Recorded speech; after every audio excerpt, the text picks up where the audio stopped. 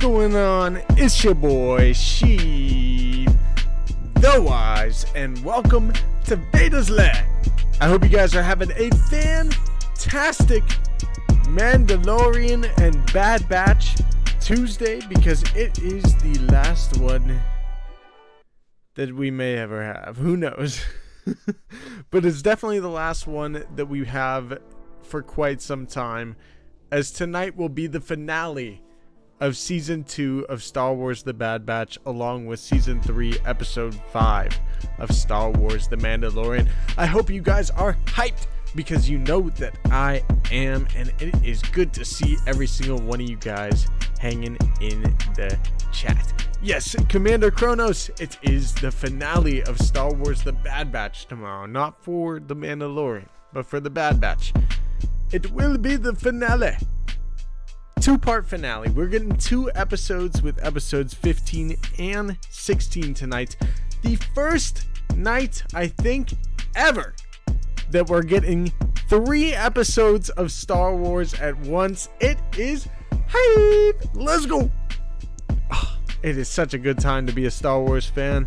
But let's get into the lair and let's hang out a little bit. Let's talk about what we could see in tonight's episodes as we get to our Star Wars The Mandalorian and Bad Batch preview. Let's do it.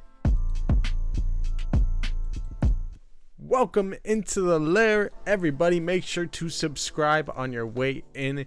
It is good to see you all, and welcome to Vader's Lair. So, let's talk about The Mandalorian first, since we're going to be watching that episode second tonight. That is a big announcement that I have to make here off the top.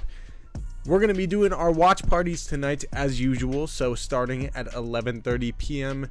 Pacific time, we're going to be doing our watch parties, but we're going to be doing The Bad Batch first this week, since we are getting 2 episodes of The Bad Batch. It is The Bad Batch Season 2 finale. It's a big event, so we're going to be watching that first before The Mandalorian for a change, since we have been watching The Mandalorian first every week so far. Figured it's appropriate with the Bad Batch finale, since it's the last week. The 2 episodes are going to be dropping at the same time. So we're going to watch both those episodes of The Bad Batch at 11:30 p.m. Pacific Standard Time. I will see you guys there. And then around 1:15 a.m. or 1:25, maybe even closer to 1:30 a.m. Pacific Time. That's like 4:30 a.m. Eastern Time. So I get it if you're on the East Coast and you're getting some sleep. I don't blame you.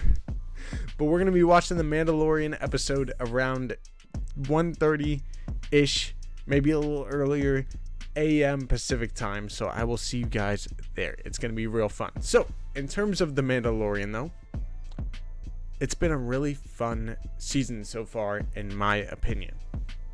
I know not everybody is maybe on the same wavelength as me on that. I know a lot of the fandom, it seems like, has felt like, not that it's filler per se, but that maybe it hasn't been as consequential as Season 1 or Season 2, which I don't really understand, if I'm being honest. I feel like when you think about the first 4 episodes of The Mandalorian, that's Season 1 I'm talking about, it feels a lot like this, you know what I mean? We're getting a little bit of Mandalorian culture and flashbacks and different things, kind of explaining our characters. It's been character development, even if it's been kind of subtle. And yes, we are halfway through the season, but if you look at the halfway point through a microscope, and if you're gonna nitpick every little piece of it, we've already done a lot this season. We accomplished a lot that I didn't think we would accomplish in the first 4 episodes.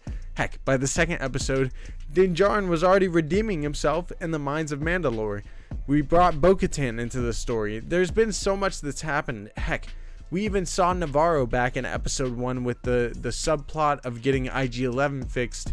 And yes, while he got R5 to go to Mandalore the next episode, you know what I mean, that still has not been kind of brought back yet.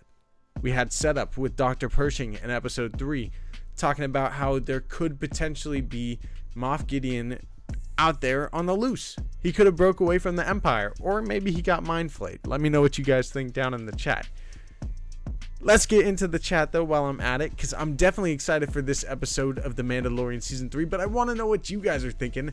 How hyped are you for The Mandalorian Season 3, Episode 5 tonight. I am definitely excited. I heard it's going to be about a 41-minute episode-ish, maybe closer to like 44 minutes, but in that range, which I love when the episodes are about that long. That's a good length for a Mandalorian episode.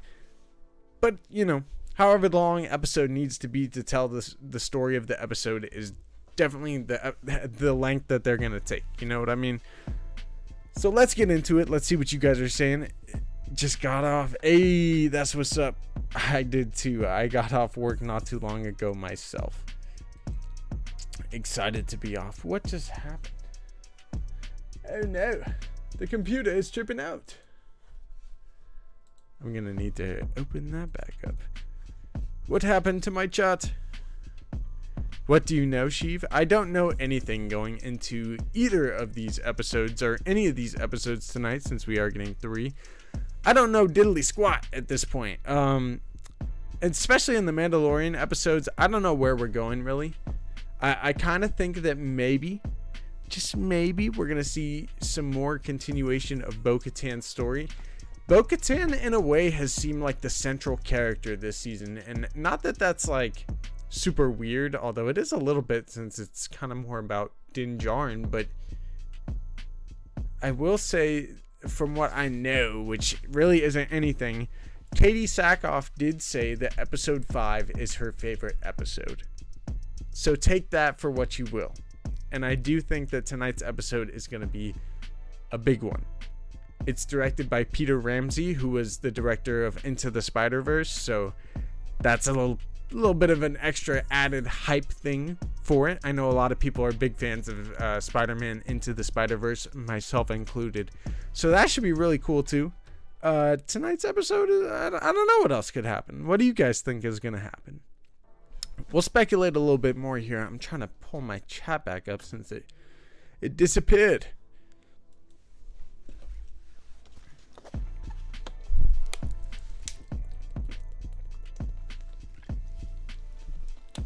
My bad. Needed some water. More pirates, says Smalls. Maybe. So I do think we could be going back to Navarro based on the footage that we've had from the trailers and everything. A lot of it has been seen already. There's been a little bits and pieces here or there that we haven't seen, including some of the pirate stuff. So I do think that we could go back to Navarro this episode. We could get the continuation of whatever the IG-11 subplot is. I don't know. There's a few things. Let me bring my chat back over here. That way I can actually see it. Come on, Sheiv. Mike Porter, it is good to see you, my friend. Welcome into the chat. He says Bo and Din will get married and Grogu is the ring and a flower guy. Oh my goodness. I'm here for it. I don't know, man. A lot of people have been shipping Bo and Din. I do think that it's really interesting how Bo has been kind of the central character. Every single episode so far, that's half the season, has ended with a shot of Bo-Katan. She saw the mythosaur. I think there is something up with Bo this season. I don't know if she's exactly going to get together with Din and the two of them are going to be mommy and daddy to Grogu. I mean, I'm here for it if that's what ends up happening. I just don't think it's going to. So, let's see what Brendan Wayne, the stunt double for The Mandalorian, had to say about Season 3, or the back half of Season 3 here. I want to pull up this article so that you guys can check it out. So, this is from Star Wars Newsnet, and it is The Mandalorian stunt double Brendan Wayne teases what's to come in Season 3. A recent in-depth interview with Brendan Wayne, one of the actors who brings the titular hero of The Mandalorian to life, has hinted at what audiences can expect from the back half of the 3rd season. Talking to Star Wars Sessions podcast, Brendan Wayne discussed a number of key points about what is in store for viewers with the remaining 4 episodes. For starters, the 5th episode of the 3rd season of The Mandalorian will be taking a slightly different approach from previous ones, as Brendan Wayne explained that the series will be exploring a different sort of genre for its next chapter. Interesting.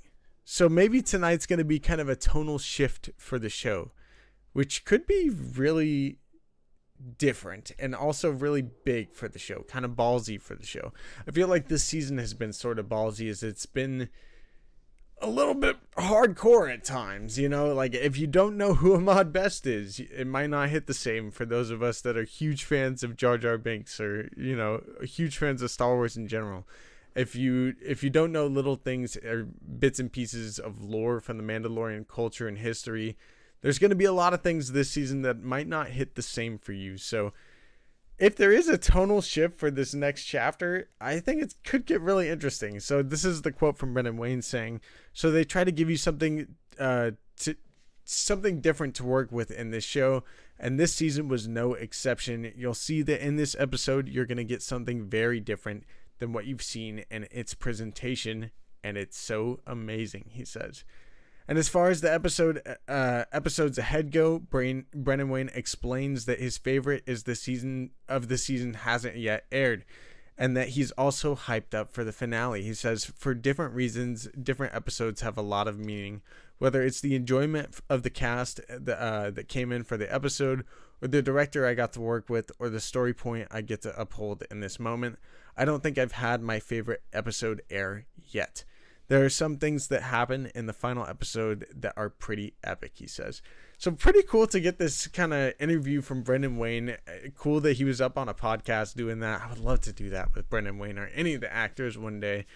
But dude, I'm hyped from what Brendan Wayne's saying. It seems like we could get more of a Game of Thrones vibe. That's kind of what I'm reading from this. I hope it does kind of go in that direction for like a Star Wars Mandalorian Game of Thrones. You know what I mean? Shifting the focus to directors, Brendan Wayne singled out that his excitement to work with Bryce Dallas Howard once again, recounting a personal tale of how much the character of the Mandalorian means to him and his fellow actors in the role, being Pedro Pascal and Lateef Crowder, of course, and how she was able to help him stay on target even during a bad day. And I'll get into it. We got time today. It says, I did get to work with Bryce again, and this is one of my highlights. Always as a creator, as a fan of her pedigree, as a fan of the work that I've been able to reach, that she's brought me to, he says, working with Bryce is one of my favorite things in the world. Bryce Dallas Howard's awesome, man. I hope she gets to direct a movie for Star Wars. You know what I mean? Like Lucasfilm. Get her on a movie, man. Ron already, helped out with Solo. Get Bryce on a movie.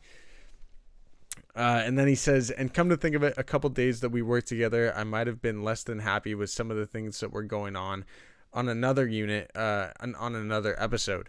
I stopped taking pride in it, he says, but I do take a lot of dignity in wanting to tell Mando's story and wanting it to be honest and not a shortcut so that we can do this and that or whatever. It does. He says, it matters to me. He matters to me. His creed, his physicality, my acting within it, even Pedro's voice, even though Pedro is going to voice over everything that I'm doing, these things matter to me. And if you're going to take the time to hire me and pay me, I want to do what we've done from the beginning. And Lateef and I working together when he doesn't feel safe. Where am I? Where he doesn't feel safe, he and I take responsibility for Mando and what he's doing. And it means a lot to us. So you could definitely tell that these two are super prideful in their work, especially Brendan Wayne here talking about the dignity that he takes in playing Mando and how serious he takes it. And I truly love all three of the people that play Mando. I feel like they truly do give it their heart. Like Pedro does give his heart out in acting. I feel like every performance he gives, you know what I mean? And Lateef Crowder, definitely the physical performance when he's doing the fight and stunts like that. Like, you could tell that Mando is a badass. And Brendan Wayne and Lateef Crowder make him so. You know what I mean? It's their acting that definitely makes him look like the badass he is. It goes on to say he was also impressed how for the first time Star Wars director Lee Isaac Chung was able to go from working on independent film to a bigger budget project like The Mandalorian. He said, but then I worked with Isaac and his style of working is 100%. He knows that he knows what he wants when he walks in, and he doesn't mess with it unless it's not what he wants. He's very much understood in the previs that we had, and that's what he's expecting the story to try and be, basically, that he was trying to tell. And the way he worked was so confident, and he understood what he wanted, and he got it. He didn't dilly-dally or really, mess around. It was really impressive because it was the first time in something so CGI based, and he was able to translate that. And I thought it was really incredible to see him do it in a 30-minute kind of structure. So this is a really big interview with him, man. This is pretty freaking awesome.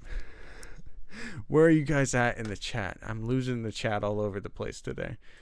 Where did it go?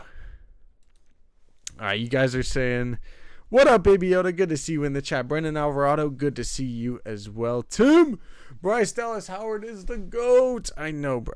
I know. Good to see you, my man. Nerd Mafia says, yo, Sheiv, do me a favor. Pause, then look up like you're the Emperor. Goodness gracious. Welcome to the dark side. There you go. Best I got for you right there. Green Bear, what are you going to do with that later? You're a weirdo, man. Scotty, what up? Hope you're doing well, Scotty. Dang, what are these ads flying up here? Now there's no music. It's all awkward. There we go. Let me get that going. Who's hyped for tonight? Baby Yoda says, it's so goddamn cold in here. I hate the cold. I love the cold, my man. I wish it was a little colder in my room. Brandon Tran, welcome into the chat. He says, what if Gideon reveals he's been working with Grand Admiral Thrawn and the 7th Fleet in the Mandalorian Season 3? Dude, that would be freaking wild. I honestly am not really thinking that Gideon and... I don't think that Gideon would be working with Thrawn at this point. It's possible Gideon is just one of the Imperial remnants, one of the Moff Gideon. He could be working even with the Imperial plan to recreate Palpatine, of course, because of all the cloning and everything. I don't know if Thrawn is really doing that. I don't know if Thrawn is actively trying to revive the Emperor. You know what I mean? Like, I think he's more worried about the Chiss people, if they're going to stay true to his character from the books and everything. Like, I think he's more worried about his people. I do think Thrawn is building up some sort of a fleet or something to potentially defend from an outside threat. I don't think it's necessarily to fight against our heroes, but I do think that Thrawn is out there building up a fleet like we kind of had seen or heard in Mandalorian Season 2. And I do think Thrawn is going to come hopefully sooner rather than later. I would love to see him in a post-credit scene for Season 3. I don't know if he's going to be the big bad of this season, and I don't know if Gideon is going to work with him. However, I do think that Gideon was set up to kind of come back in this season, and I do think that he most likely escaped the New Republic. They already kind of seem like a joke, or they're kind of set up to be kind of a joke at this point. They're trying to do the best that they can, though, and it's definitely not enough. And the Imperial Remnant is kind of just walking all over them at this point. So I think that Gideon got out. I think that he is maybe even the one that sent the Imperial Remnants to destroy Bo-Katan's castle a couple of episodes ago. I wouldn't be surprised if tonight's a big Bo-Katan episode or even Din Djarin episode. I don't know exactly what's going to have them leave the covert, but I do think that Din Djarin is going to go back to Navarro potentially, or Bo-Katan is going to try to take them to Mandalore. They're going to have a pit stop at Navarro. I don't know if they're even going to go to Navarro. Maybe that happens next week. But I do think that Bo-Katan is going to kind of lead her people, or start to lead the covert. And I think we could even see kind of a butting of heads, or kind of a conflict between the armorer and Bo-Katan. And I know what we've been kind of saying, that it doesn't really seem like it at this point. The two of them seem kind of cool. Bo-Katan was even having a conversation with the armorer at the end of last episode. But that's kind of what makes me wonder, because you could tell that, Bo-Katan was like, what if I told you I saw a mythosaur? And the armorer's like, oh, sure you saw a mythosaur. Not exactly that, but she's like, this is the way, kind of thing. I think the armorer has maybe been to the mines of Mandalore, or at least she knows that Mandalore is not poisoned or destroyed like people have said it is.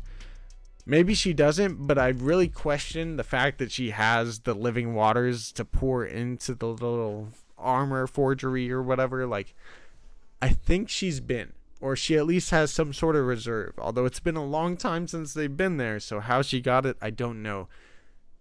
But I think that there's going to be a butting of heads between kind of the leadership of this covert, and I think hopefully by the end of it, Bo-Katan is going to take over the covert and maybe, you know, set them free, become the ruler of Mandalore once again, and have them, that silly helmet rule, you know, get out of here with that. You know what I mean? Don Cotterman says, so obviously George is not involved with a wink. Oh, of course not. No, George Lucas has been to the set of The Mandalorian for all 3 of its seasons, according to Brendan Wayne. And we could see that here with this this quote. It says, I think his influence in terms of Wayne also revealed that George Lucas continued his trend of set visits to each season of The Mandalorian with the last batch of episodes, or with these last batch of episodes. So maybe these last batch of episodes are going to be pretty big. But Brendan Wayne said, I think his influence happens well before he gets to set most of the time. Every once in a while, but I think he's very comfortable with John and Dave. I'm sure because, I mean, how could you not be at this point? But yeah, he came in season 1, season 2, and season 3. So he was there for season 3, especially these last couple of episodes. So I am excited to see what these episodes bring. The Yuzon Vong? No, the Yuzon Vong was the EU version of what I think we could get, that greater threat that I'm talking about. And that would be the Grisk. The Grisk is a threat out there in the canon universe that I think Thrawn could be building up a fleet for. Hey, Gunslinger, it's good to see you in the chat, my man. Hope you're doing well. The Mythosaur. Welcome in, Smalls. Much love. We may get Gideon tonight. I would love to see Gideon tonight. I do think that now that we're kicking off the second half of the season, these last 4 episodes are gonna be bonkers. I think they're gonna be bonkers. Yeah, obviously George is not involved, says Dawn. Not at all. I'm gonna be watching Mando, then Bad Batch. Hey, Baby Yoda, I don't blame you at all. Since it is the Bad Batch finale, I figured we should do 1 week where we do watch the Bad Batch first. So we're gonna watch the last 2 episodes of the Bad Batch before the Mandalorian tonight.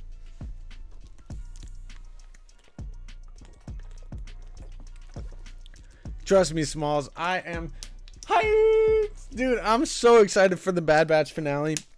I'm definitely hyped for another episode of The Mandalorian as well. Don says, honest, this is an awesome interview, but not on YouTube. You have to Google The Return of the Mandalorian Star Wars Sessions. It's easily 90 minutes. Whew! I'm going to have to listen to that tomorrow. Maybe even later tonight. We'll see. We got some time before the watch parties tonight. Bad Batch hype. You know it, Jedi Mike. You know it. Run Big Sheiv them likes, y'all. Make sure to smash that like button and subscribe to the channel. Much love. I hope these episodes slap tonight. Joey Ebbs, me too, and I think they will. I think they will. Thank you, everybody, for saying to smash that like button. It really does help the channel. Brendan says, I can't believe that next Friday is Celebration. Dude, me neither. So, let's get into the next little portion. Before we do, though, let's check out this picture from Peter Ramsey. Hopefully you guys can see that. But Peter Ramsey is directing tonight's episode. Again, he is the director of the Into the Spider-Verse movies. So, he says, I got next episode 305 of The Mandalorian, dropping 329. Still pinching myself. So, I'll enlarge in this picture here a little bit. This is him on set. Such a cool sight to see. And I cannot wait to see what his episode brings us tonight. I think it's going to be an epic one. Let's go. Hope you guys are excited for some Peter Ramsey tonight. Alright, let's get back into the lair and let's do it. So, Celebration is a week away. And I was gonna do my Star Wars Rebels rewatch on April 1st. And I said it wasn't going to be an April Fool's joke. And I apologize to everyone. Because the April Fool's joke is on me. I'm the fool. I ended up getting called in for work. So I'm going to end up... I got to go up for work this weekend. So we will not be starting our Star Wars Rebels rewatch on April 1st. But, with that being said, we are 1 week away from Star Wars Celebration, which makes this almost work out better for me. Because I think next week at Celebration, we're probably going to get a release date for the Ahsoka show. So it gives me a little bit better of an idea of how to schedule it all up before we get to the Ahsoka show, so that we can finish our Rebels rewatch just in time for Ahsoka to start. Because I think, Rebels is going to be kind of required watching material if you want to watch the Ahsoka show. So if you guys haven't seen Star Wars Rebels yet, can't stress this enough, now is the time. Now is the time.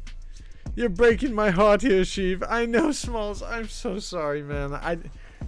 Trust me, I should tell work to F off, but I gotta go in for work, man. I gotta go in for work. I'm so sorry. I'm so sorry. I know. It's terrible too. I had made this whole sheet list with all the dates. I'm texting Tim about it. I'm like, yo, does this look good?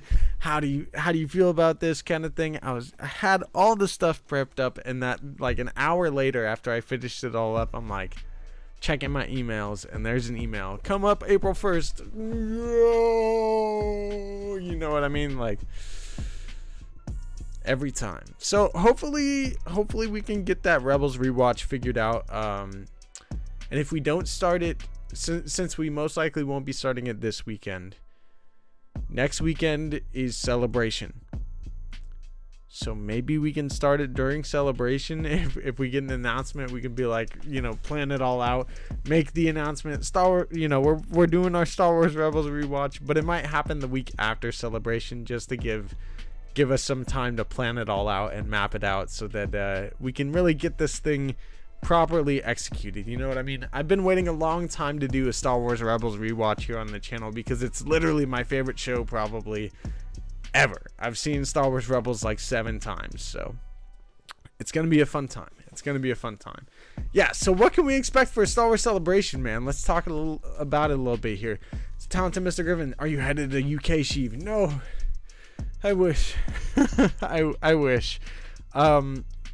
I got priorities here at the moment, and I couldn't find the funds at the time last year to buy the tickets in time. Doesn't look like I'm going to Celebration this year, but I'm getting major FOMO. You know what I mean? I'm seeing everybody get the lottery system going, where they get to go into each one of the panels, or certain panels, and it's giving me FOMO. I'm afraid of missing out, because I think this year is going to be a big celebration. I can't wait for Ahsoka. I mean, there's going to be some really, really cool stuff at Celebration, I think. Yeah, I was talking about it with Tim. I was like, dude, I think Celebration's going to be pretty low-key lit. We'll see. We'll see. Dan the Man says, come on, man. How did you miss both my comments? I know they were there before. Dude, I haven't been going through the comments very well. I'm so sorry, everybody. Alright, let's go back a little bit. Doing well, sir, says Gunslinger. Good to see you again. My apologies if it was a little negative recently. Nah, dude, I totally understand. We all go through our little negative spells. Even Sheiv. Even the Emperor. Come on now. Chilling like a villain. Yes, the Bad Batch finale too. Don Cotterman, I read that one.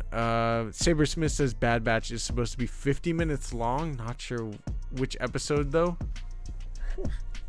If we get an hour-long episode of the Bad Batch, we're gonna be up all freaking night. Uh-oh. I hope not. Go check out our Discord server. Tim just put it into the chat a little bit ago. I'm gonna pin it. London Star Wars Celebration. Let's go. All right. Dan the Man says, ooh. Do you have some thoughts to share? I have some thoughts to share with you guys. What if Chris Lloyd is playing Bo-Katan's father? Yes, I've heard this theory. I really like this. He says also, what if Grogu What is Grogu doesn't become the Mando Jedi and instead becomes a free spirit Force user? I'm cool with that too. I think that he will become a Mando Jedi though, but we'll see. We'll see what ends up happening. Yes, I will not be headed to the UK this year, but in 2025, when Celebration most likely comes back to the States, since there is going to be a year break before the next Celebration, I'm probably going to the 2025 one. And there's supposed to be a movie that comes out that year, so should be a big celebration in 2025. Vader's Lair, I'm thinking Thrawn is coming in the Bad Batch. Michael, that would be crazy. I don't think it's possible.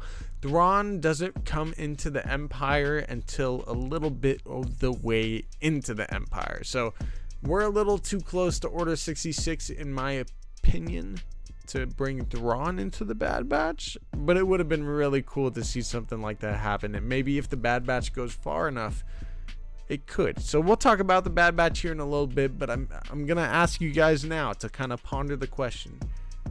Do you think that the Bad Batch will get a third season, and how many seasons do you guys think it's gonna get? So let's get back into the chat real quick. Darth Maximus says, I'm on season 3 of Rebels right now, third watch through. I'm down to start again. Let's go. It might be a week or two still, but I'm definitely here. But you got a new computer, says Smalls. I did indeed. I mean, I'm glad you got the Vegas gig, but you got a new computer. I know, we need to do more. Yes, Rebels is absolutely required material. You must watch it now.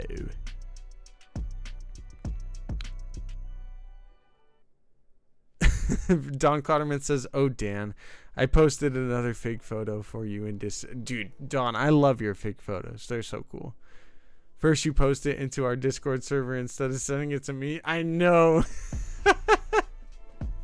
When I posted the Bad Batch announcement, at first I posted it into the Discord server thinking that I was sending it to Tim. I'm dead. Sheev's under Mando, yes! I don't know exactly what that means. And Sheev's under Mando? Say what? I am. Brandon Tran says, do you think the next Star Wars movie revealed at Celebration will be Darth Plagueis or Grievous origin spinoff? Probably not. That would be really cool though, man. I would love to get any type of story with a backstory to Grievous or Darth Plagueis, man. Like, I know there's the whole Darth Plagueis novel, although it's kind of not canon. But I would love to get a canonization of him. If we see him in the Acolyte, that's going to be super freaking cool. So, with talking about Celebration, I do think that the Acolyte is going to be one of the big things of Celebration, along with Andor season 2. I think it's going to get something. I'm hopeful that we could get a Book of Boba kind of announcement. I would love a Book of Boba season 2. But let's check out this article from the Direct on the Acolyte, because Star Wars Disney Plus Acolyte star hypes up epic new live action show. Let's check out this article. It says, during the filming for Star Wars' upcoming Disney Plus series, The Acolyte, one of the stars openly discussed her work in the galaxy far, far away for the first time. Lucasfilm is moving deeper into production on the new intriguing Disney Plus series, which will tackle the High Republic era of Star Wars story for the first time on the big or small screen. Although it's going to be kind of closer to the end of the High Republic as far as I understand. Thus far, production has been kept largely under wraps ahead of the Acolyte's 2024 release on Disney+. Save for the comments by Squid Game star Lee Jung-jae comparing his film experience to the show to his home country of Japan. And while the story has received plenty of hype from the outside, even from the sequel trilogy's Daisy Ridley, comments from the cast and crew haven't been a regular occurrence as Lucasfilm and Disney work on the mysterious adventure. The Acolyte Star Wars discusses work on Disney+.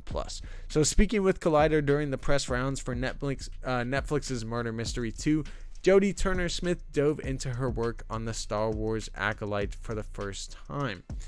Working with her favorite director that she's ever worked with in Southern Korea, actor-filmmaker Konganada. I hope I said that right. Under the leadership of Leslie Headland, Turner-Smith teased that the series won't be something lighthearted like her past work. Last of Us is lit. She said, obviously the subject matter is different. It's different when everything you're doing is lighthearted, and that's not what I'm doing for Star Wars, or what she was doing for Star Wars. But I was working with my favorite director that I've ever worked with so far, Kaganada. I hope I said that right. Again. And under the leadership of Leslie Headland, it is so incredible to see. I can't wait to see how this ends up turning out. She also noted that she won't appear on screen with leading series star Amandla Stenberg, although she praised the young star while noting that the series is nothing that anyone has seen before inside of that universe. That's super exciting. Let's see what she said here with the official quote. She said, Amandla is such an incredible performer. I unfortunately didn't have any scenes with her, but I got to see a little bit of what they've been doing, and I think it's going to be epic. And it's not anything that anyone's seen before inside that universe. She also asked if she's going to, she gets to use Star Wars iconic lightsaber, to which she responded that she's not a Jedi, though she teased that she'll be using something exciting in place of that. So that's kind of a cool tease. She says, I didn't get to use a lightsaber, but I did not get to use a lightsaber because I'm not a Jedi. She said, that's pretty funny. But I did not get to use a lightsaber. What role is Turner-Smith actually playing in Disney Plus's The Acolyte? So Jodie Smith-Turner is indicating that she's not playing a Jedi in The Acolyte, which will take place about a century prior to the events of Episode 1, The Phantom Menace. Questions will be asked about who exactly she plays in the series, and rumors have pointed to another Star Wars series, Skeleton Crew, bringing in the Night Sisters from the animated Star Wars Clone Wars as a franchise dives deeper into the mystical elements of the lore. So yeah, it's already been teased that Night Sisters have been kind of rumored to be in either the Acolyte or some of the upcoming projects for Disney Plus. So that's kind of interesting that we could be getting some Acolyte type of stuff in the Acolyte. That's kind of cool. Some Acolyte Night Sisters. This could potentially be laid out earlier in the Acolyte, with the series going back so far into Star Wars history, especially since the kind of power hasn't been explored in live action setting as of yet. And with the series diving into a timeline that fans have hyped up, only time will tell how the cast plays out, especially pertaining to the powers that will be seen on the small screen. So definitely a cool little article there. I thought that was pretty fun to get into. Hope you guys enjoyed that. Let's get back into the lore. And let's talk some more Star Wars. Where did the lore go? There it is. Alright, so what did you guys think about that in the chat? And how was we feeling? Brandon Trent says, I hope the Acolyte will reveal how the Darth Bane rule of 2 got created. That would be cool. I would love to see some like Sith flashbacks, especially since this will be our first kind of Sith-centric show, or dark side-centric show, I guess you could say.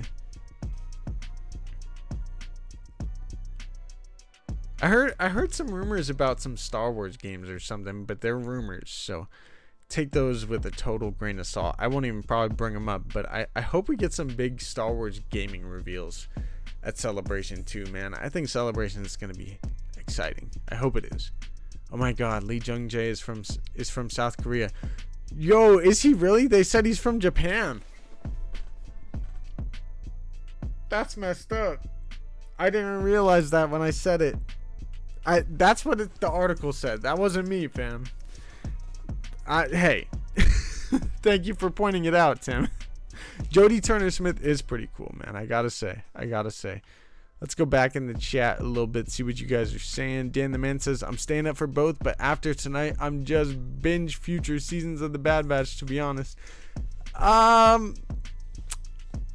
So I did ask you guys, and we'll get into our kind of more Bad Batch centric focus here.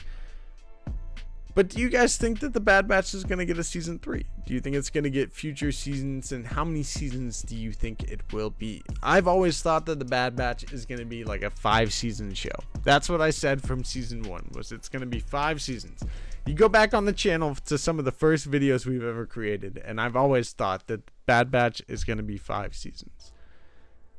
So I definitely think there's already going to be a season 3. I've heard rumors that they're already in works for a season 3. There's supposed to be a Bad Batch panel at Celebration.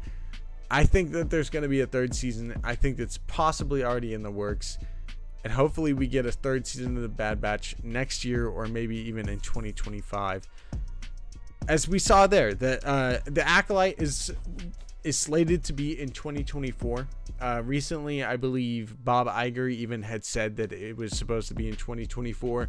We know that Andor season 2 is supposed to be in 2024, so we at least know that Andor and Acolyte are coming next year. Maybe Bad Batch season 3 if it gets done in time. I don't really know. But that's really, as far as we know, it for 2024 right now, which is why I think that next year's, or Celebration next week is going to be pretty hype. I think it's going to be exciting. We're definitely going to get a good idea of maybe some of the stuff that's coming up. I would love to get another like Tales of the Jedi kind of thing. You know what I mean? That would be really cool too. Don Clotterman says, in your Discord amongst others, but I'll DM there. Hopefully we'll get the location of Star Wars Celebration 2025 next week as well, right, Dawn? I hope so. Dan the Man says, I think one of the announcements will involve Grogu's students fleeing from a coming darkness, aka the return of the sun. That would be wild. I would love to get some crazy stuff like that, especially, Peter Ramsey did work on Into the Spider-Verse, so, some multiverse stuff. Maybe we'll get some Ahsoka stuff in tonight's episode or something. Probably not. I think it could be a interesting Mandalorian episode, though, to say the least. Sabersmith, geez. Yeah, the article had it wrong. It wasn't me, I promise. I'll blush because that's embarrassing, but wasn't me. 5 sounds reasonable. I think 3 is it. I hope it's at least 4. 4 to 5 is my guess for Bad Batch seasons. Yeah, Acolyte does sound super interesting. I'm very intrigued. Aaron Tomato and Sabersmith. I think it's gonna be a fun show. Yeah, Brandon Alvarado. I can't wait for Acolyte either, man. I think it's gonna be a wild show. Big Thrawn announcement at Star Wars Celebration London, in my honest opinion, says Jedi Mike. I'm here for it, dude. If they bring out Thrawn and maybe the guy that's playing Ezra at Celebration, I would be happy with it. I heard 20 seasons, says Mike Porter. I believe it, man. Let the Bad Batch go for 20 seasons. They could do a season for every year that the Empire reigned. You know what I mean? That would be awesome. Just continue the Clone Wars forever, man. It's a never-ending story. Oh my God. 2025 Orlando, 2028 Anaheim. I'm here for it. I would love to go to Orlando next year for it. Or 2025 for it. That's not next year. What up, Elias? Welcome into the chat. Scotty Hawks. Come on, man. What you talking about, Scotty? Timothy says, what is Lucasfilm Animation going to do if they don't have a show to work on? I think that we'll always have some animated Star Wars. True. What else are they gonna do?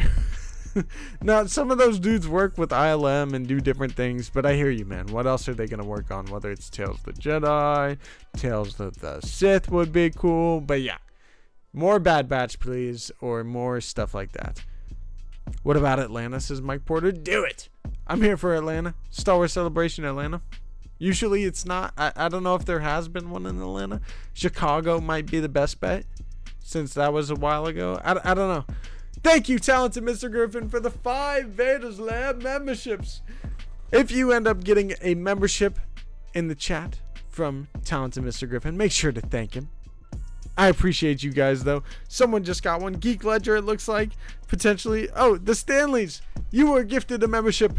Welcome to the dark side. Kylie, you were gifted a membership from Talented Miss Griffin. Welcome to the dark side. Geek Ledger, you were gifted a membership. Sana, welcome into the dark side. You guys have all been blessed and welcomed in with gifted Vader's Lair memberships. Welcome to the dark side. Thank you again, Talented Mr. Griffin, dude. I really appreciate it. I love seeing when people get gifted memberships here. We haven't done too much with the membership stuff yet, although there is some really cool, hype emojis in the chat, so make sure to throw them in. But thank you to every single one of you guys that's a member. Thank you guys for gifting those memberships. I love seeing that stuff. It's a really cool thing to see in the community. It's a fun this is a fun, positive Star Wars area. So welcome in. It's an awesome place to be. I appreciate every single one of you guys. Look at the awesome people. All the hype in the chat. Let's go. All right. So let's talk about Le Bad Batch, because we do have the 2-part finale for the Bad Batch tonight, and I have no idea what to expect. We have 2 episodes. Episode 15, which is titled The Summit, and episode 16 titled Plan 99. I don't know if the Kiner brothers did their weekly little tease. Jen Corbett did a couple of them, which of course Jennifer Corbett along with Brad Rao are the 2 kind of showrunners alongside Dave Filoni for the Bad Batch. So this was Jen's kind of tease. I'll pull this up for you guys because it's not too much, but it is interesting. Tonight is the night of night. What is the night of nights? Let's go. So tonight is the night of nights, she said. I'm definitely hyped for tonight's episode, and she says Plan 99, hashtag the Bad Batch. And that's all we get from Jen and the Kiner brothers this week. So not much to go on in terms of speculation, but let's chat a little bit here. Come here, chat. Gunslinger, welcome to the dark side. Thank you for joining Vader's Lair, and thank you for becoming a member for 1 month. I appreciate you, my friend. So, as far as tonight's episode goes, or the 2 episodes of Bad Batch, the finale of season 2, I think we're getting a reunion. Finally. I think Crosshair is going to get rescued. I know a lot of fans are kind of worried that maybe one of the members of the Bad Batch might get it. Anytime you're messing with the Empire, things sometimes don't turn out too well. I'll say that. I'm very hopeful and optimistic that everyone in the Bad Batch is going to make it out this season. But the trend of this season so far, leading up to this finale, has been Hunter trying to protect the squad, them kind of breaking away from Sid because Sid obviously doesn't have their best interest in mind, really. She's just trying to make a profit off of them. And so Hunter's been trying to protect the crew, and he finally finds this Pabu place. This, this island on this remote world.